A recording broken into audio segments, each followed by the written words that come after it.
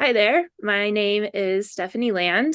I am the author of two memoirs, Made and Class, but I got my start as a freelance writer. My very first paid essay went extremely viral in the summer of 2015. And I learned that not only did I see the world through a different filter, but there weren't a lot of people writing through that lens. So I've noticed a lack of empathy toward people who live in what we call the margins of society, and especially people of color who live in poverty. Through writing about my experiences, I've learned some not so great things about what people think and how that way of thinking can be challenged and even changed. So, in my five things that I have learned, it will be the five things that I have learned about writing from the margins of America. My filter was parenting under the poverty line. And the reason there aren't a lot of essays from that point of view is that creative space is often very unaffordable for people who are struggling to work enough to pay their basic living expenses. I found myself in a niche. I became known as the person who writes about poverty, and people started coming to me for essays about it, which is a writer's dream. And then I started to see that there was a side of this that affected me very deeply in sometimes terrifying ways.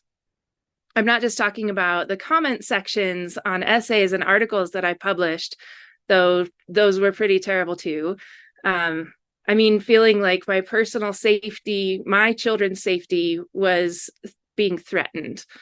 And writing about being a single mom on food stamps seemed to invite people to judge me and make assumptions about my life and my ability to mother my children.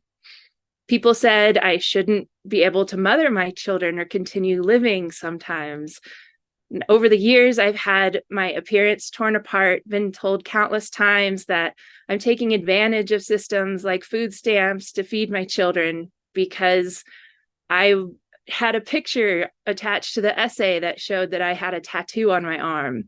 And I had nearly every decision that I've made in my life ripped apart and judged.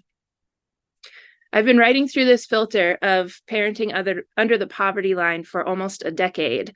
And I have learned some things about our society in general and what people are really trying to say when they judge me for making what they think are bad decisions. But I also know that as a country, we are in dire need of empathy. And first person narratives have the power to break down walls and allow people to see how other people live.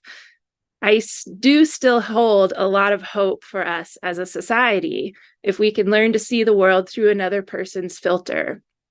I hope you'll join me and come prepared with a bunch of questions because I look forward to answering them and having a discussion and talking about this nation and how we can really make change.